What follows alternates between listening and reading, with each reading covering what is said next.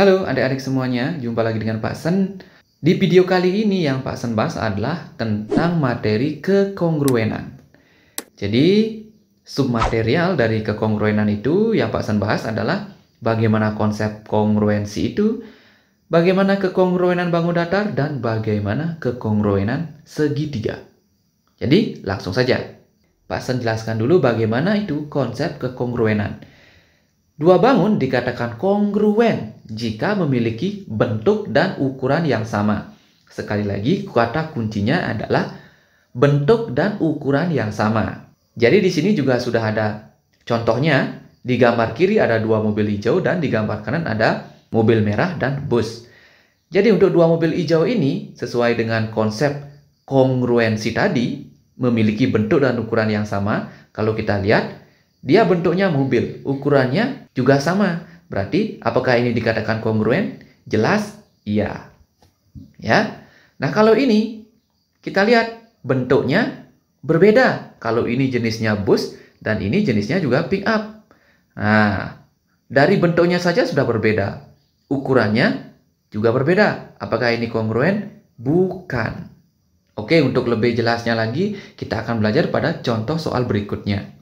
Oke, untuk contoh 2. Jadi Pak Sen ingatkan, kongruen itu adalah memiliki bentuk dan ukuran yang sama. Kita lihat untuk dua kursi ini. Nah, kursi ini bentuknya sama, ukurannya juga sama, meskipun coraknya berbeda. Karena bentuk dan ukurannya sudah sama, jadi dua kursi kuning ini bisa kita sebut dengan kongruen. Ya, bisa. Kemudian untuk kursi ini, kursi yang satunya, lihat, bentuknya sama, tapi ukurannya berbeda. Nah, ada yang besar, ada yang kecil. Apakah disebut dengan kongruen? Berdasarkan konsep yang sudah kita pelajari tadi, bentuk dan ukurannya harus sama, berarti tidak kongruen. Karena tidak memiliki ukuran yang sama. Contoh selanjutnya, contoh 3. Ini ada dua lukisan, ukurannya sama, 40 cm kali 60 cm. Bentuknya juga sama. Jadi apakah kongruen? Ya, jelas. Ini adalah dua lukisan yang kongruen. Kenapa? Karena bentuknya sama, ukurannya juga sama. Jadi jelas ini adalah kongruen, ya. Nah, selanjutnya kita akan belajar bagaimana sih kekongruenan itu pada bangun datar. Jadi di sini kita akan belajar mana itu sisi yang bersesuaian dan mana juga sudut yang bersesuaian. Sebelum itu, Pak Sen jelaskan dulu, syarat dua bangun datar itu dikatakan kongruen. Jadi syaratnya adalah sisi yang bersesuaian itu sama besar. Dan sudut yang bersesuaian itu sama besar. Jika dua syarat ini terpenuhi, berarti dua bangun datar tersebut dikatakan kongruen. Ya. Nah, kita akan belajar yang mana sih disebut dengan sisi bersesuaian. Jadi di gambar ini sudah ada dua trapesium, trapesium ABCD dan trapesium WXYZ. Ini trapesium ABCD, ini trapesium WXYZ. Jadi kalau kita mencari sisi yang bersesuaian, kita lihat dulu. Nah, ini yang bisa disebut dengan sisi A ke B. Berarti kita sebut sebagai sisi AB. Nah, kalau sisi AB bersesuaian dengan sisi WX. Ya, sama dengan sisi WX. Selanjutnya, sisi apa lagi? Ya, sisi BC. Sisi BC bersesuaian dengan sisi XY. Sisi BC bersesuaian dengan sisi XY. Kemudian, sisi CD bersesuaian dengan YZ. YZ. Dan terakhir, sisi DA bersesuaian dengan sisi ZW, ya. Sisi DA bersesuaian dengan ZW. Itulah yang disebut dengan sisi yang bersesuaian. Lalu, yang mana sih disebut dengan sudut yang bersesuaian? Kita lihat kembali trapesium ABCD dan trapesium WXYZ. Jadi pada trapesium ABCD ada 4 sudut yang kita kenal. Yaitu ini yang kita sebut dengan sudut A, ini yang kita sebut dengan sudut B, ini kita sebut dengan sudut C, ini kita sebut dengan sudut D. Begitu pula pada trapesium WXYZ. Ini kita sebut dengan sudut W, ini kita sebut dengan sudut X, ini kita sebut dengan sudut Y, ini kita sebut dengan sudut Z. Jadi penulisan sudut itu yang bersesuaian itu adalah sudut A. Nah, simbol seperti ini kita baca sebagai sudut ya. Sudut A bersesuaian dengan sudut mana? Sudut W ya. Terus selanjutnya sudut B bersesuaian dengan sudut X. Selanjutnya sudut C bersesuaian dengan sudut Y. Terakhir, sudut D bersesuaian dengan sudut Z. Nah, jadi itu adik-adik, kalian sudah belajar sisi yang bersesuaian dan sudut yang bersesuaian. Dan ingat, syarat dua bangun datar kongruen itu adalah sisi dan sudut yang bersesuaian itu harus sama besar. Oke, bisa ya? Oke, Pak Sen lanjutkan. Jadi selanjutnya kita akan belajar mengidentifikasi kekongruenan bangun datar. Berdasarkan gambar di bawah ini, yang mana bangun kongruen dan tidak kongruen. Ingat, untuk bangun datar, syarat dikatakan kongruen jika sisi dan sudutnya itu sama besar. Oke, kita lihat untuk gambar A. Ini ada namanya segi 5. Nah, ukurannya sama, 4 cm, 4 cm. Berarti ukuran setiap sisi pada segi 5 ini sama, semuanya 4 cm. Lalu, apakah dengan sisi yang sama, sudutnya juga sama? Ya, jelas ya. Dengan sisi yang sama, sudah pasti sudutnya juga sama. Jadi, berdasarkan syarat bangun datar yang kongruen, bangun ini sudah memiliki sisi dan sudut yang bersesuaian sama besar. Jadi, gambar A ini kita bisa katakan kongruen. Lalu, untuk gambar B, kita lihat sisinya apakah sudah sama? Ya, betul. Sisinya sama. Ya, semuanya ukurannya 4 cm. Akan tetapi, apakah bentuknya sama? Nah, berbeda ya. Kalau yang ini adalah belah ketupat, kalau yang ini adalah persegi. Jadi, meskipun panjang sisinya sama, tetapi sudut yang bersesuaian itu berbeda. Nah, jadi bisa kita katakan bahwa gambar B ini tidak kongruen. Bisa ya adik-adik? Kuncinya hanya 2. Sisi dan sudutnya itu sama besar. Dan ingat, secara umum kongruen itu adalah bentuk dan ukurannya sama. Oke, Pak Sen lanjutkan ke masalah berikutnya. Berdasarkan gambar di bawah ini, tentukan panjang sisi AD, DC, PQ, dan QR. Nah, jadi di sini ada 2 buah trapesium. Trapesium ABCD dan trapesium PQRS. Nah, jadi dari 2 trapesium ini kita harus menemukan berapa sih panjang sisi AD, DC, PQ, dan QR. Pertama kita akan mencari panjang sisi AD.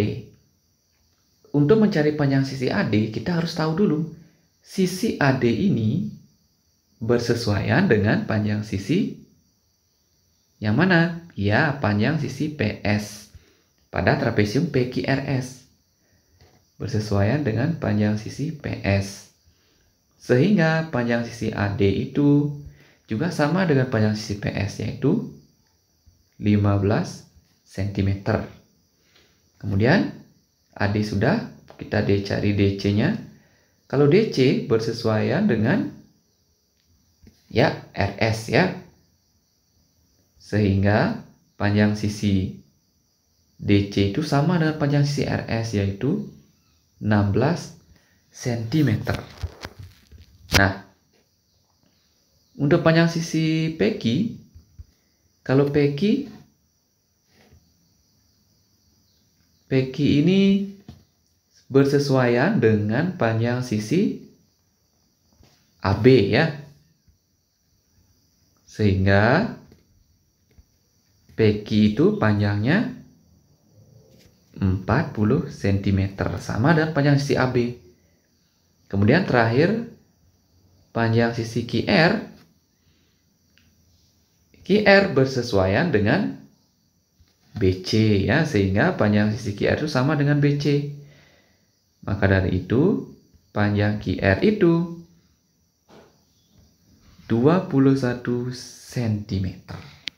Oke, bisa ya? Itu nomor 1.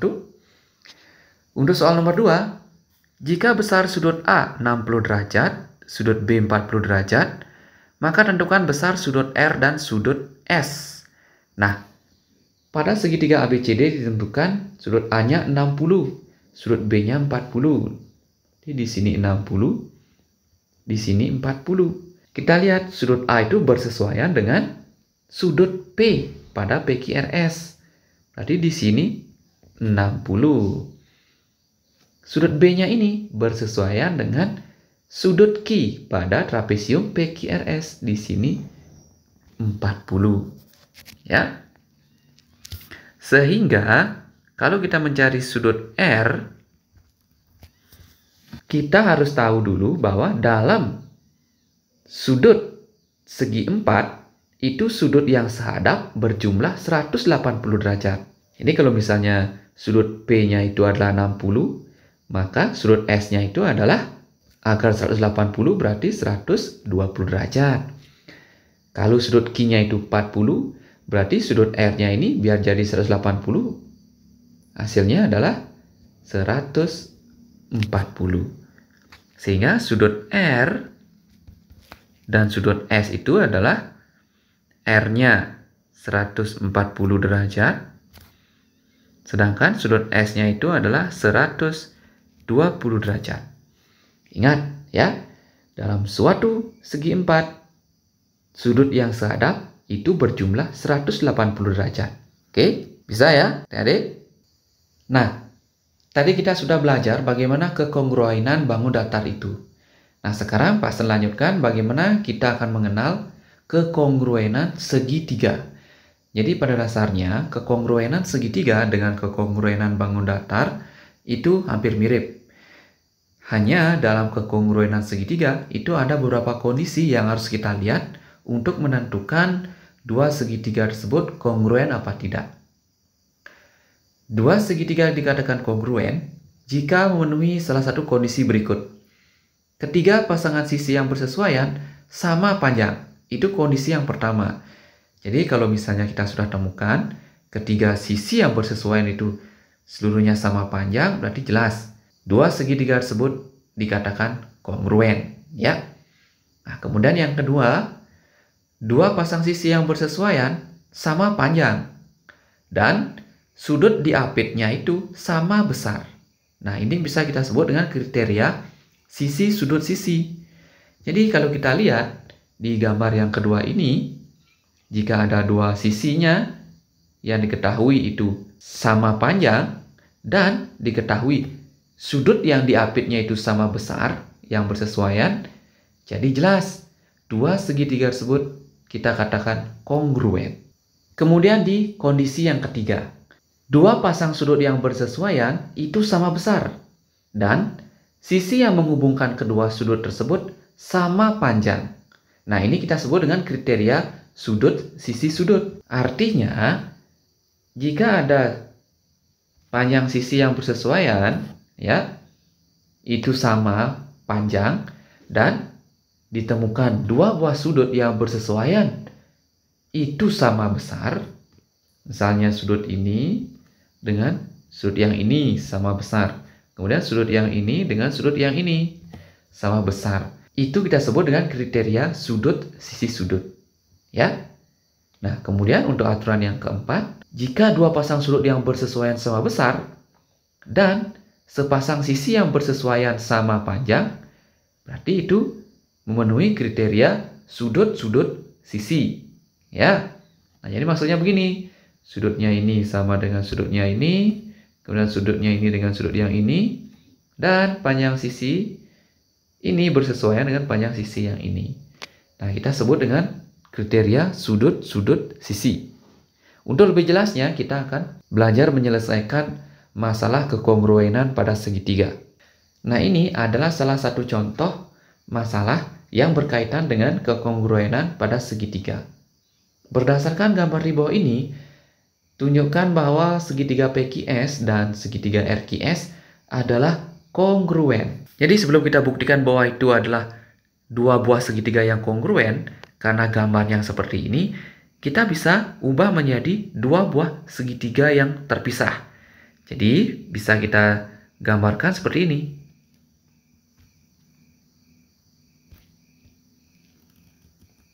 Nah, ini adalah segitiga PQS. Ya.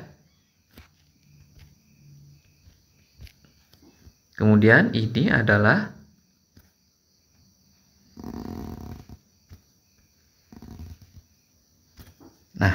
segitiga RQS. Jadi, karena kita pisahkan dua sisi ini, berarti ini adalah dua sisi yang sama sebenarnya. Maka di sini adalah Q, di sini juga S. Dan di sini adalah R. Kemudian sisinya ini bersesuaian. Nah, jadi dari dua gambar yang kita buat secara terpisah ini memperlihatkan panjang QS ini sama dengan panjang QS ini. Sehingga bisa kita berikan tanda seperti ini. Nah, karena panjang QS-nya sama, berarti dua buah segitiga ini ketiga sisinya itu bersesuaian. Panjang PQ bersesuaian dengan QR. Panjang PQ bersesuaian dengan QR. Kemudian panjang sisi PS bersesuaian dengan panjang sisi RS. Kemudian panjang sisi QS bersesuaian juga dengan panjang sisi QS. Jadi karena ketiga sisi yang bersesuaian ini sama panjang dan tidak ada sudut yang ditentukan dalam gambar ini, maka dua buah segitiga ini kita katakan kongruen dengan kriteria sisi. Ya. Jadi dua buah segitiga ini, yaitu segitiga PQS dan segitiga RQS, adalah dua buah segitiga kongruen dengan kriteria sisi, dan sisi. Oke, bisa ya adik-adik? Jadi itu saja yang bisa Pak San sampaikan pada video kali ini. Dan jangan lupa untuk terus berlatih. Terima kasih.